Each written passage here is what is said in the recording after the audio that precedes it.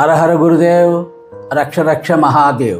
మరి భక్తజనులందరూ కూడా లక్ష్మీ అనుగ్రహం కోసము బిల్వపత్రంతో సాధన చెయ్యాలి, ఇలా చెయ్యాలి, దాని వివరాలన్నీ చెప్పడం జరిగింది. అయితే అందులోని కొందరు ప్రశ్న, బిల్వపత్రాన్ని ప్రతి వారం మార్చాలా, అలాగే శివాలయంలో ఉన్నటువంటి బిల్వపత్రాన్ని స్వీకరించి మనం సాధన చేసుకోవచ్చునా అని కూడా ప్రశ్నించారు. దానికి సమాధానం, బిల్వపత్రాన్ని పూజ చేసిన బిల్వపత్ర నిర్మాల్యాన్ని ఎవ్వరూ నడవని చోట ప్రతి వారం తీసి పారవేయవచ్చును, లేదా నదిలో కలపవచ్చును. ఇంకా రెండోది, శివాలయంలో ఉన్నటువంటి మారేడు పత్తిని మనము వాడుకోవచ్చునా. శివానుగ్రహము, శివ అనుమతి లేకుండా ఎట్టి పరిస్థితుల్లో కూడా శివుని యొక్క సొమ్ము మనం తీసుకోరాదు. శివాలయములోని శివుడి యొక్క సొమ్ము పొలాలు గాని, వృక్షాలు గాని, ఫల వృక్షాలు గాని, పత్తి వృక్షాలు గాని, శివుడికి సంబంధించిన ఆస్తి, ఆఖరికి దీపారాధన చేసే నూనె,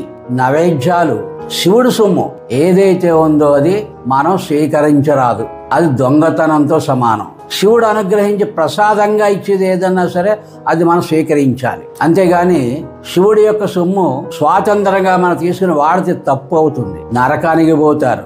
అడ్డదారిలో కొంతమంది చెప్పిన మాట, ఒక మహారాజు అన్యాయం చేసినందుకు మూగజీవులైన పక్షులు అన్యాయం చేసిన రాజు మీద పగ తీర్చుకోవడానికి శివాలయంలో సొమ్ము, శివాలయం గోదాములో ఉన్నటువంటి ఒక వడ్ల గింజ తీసుకెళ్లి మహారాజు గారు దొడ్డులో వేయడం జరిగింది.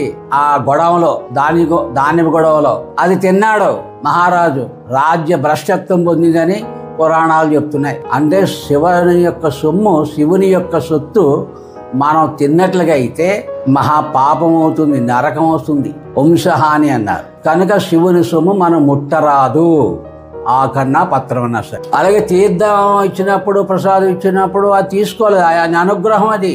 అలాగే ఈ శివాలయంలో ఉన్నటువంటి పత్రిని మనం తీసుకోవాలి అంటే శివాలయంలో ఉన్న ధర్మకర్తని, లేక అక్కడ పూజారిని, అలాగే భగవంతుని కూడా, ఓ భగవంతుడా, నేను లక్ష్మీ యజ్ఞం చేయాలనుకుంటున్నాను, ఈ శివాలయంలో ఉన్నటువంటి పత్రాన్ని నేను స్వీకరిస్తున్నాను, నీ అనుమతి, అనుగ్రహం ఈ తండ్రి అని ముందు ప్రార్థన చేసి దాని నిమిత్తం ఎంతో కొంత దక్షిణ అక్కడ పరమేశ్వరుడు సమర్పించి ఆ శివాలయంలో ఉన్నటువంటి పత్రాన్ని తీసుకుని, శివాలయంలో ఉన్న వృక్షానికి ఉన్నటువంటి పత్రాలు తీసుకుని మీరు వాడవచ్చు, దోషం ఉండదు. అలా కాకుండా చేసేది మంచిది కాదు.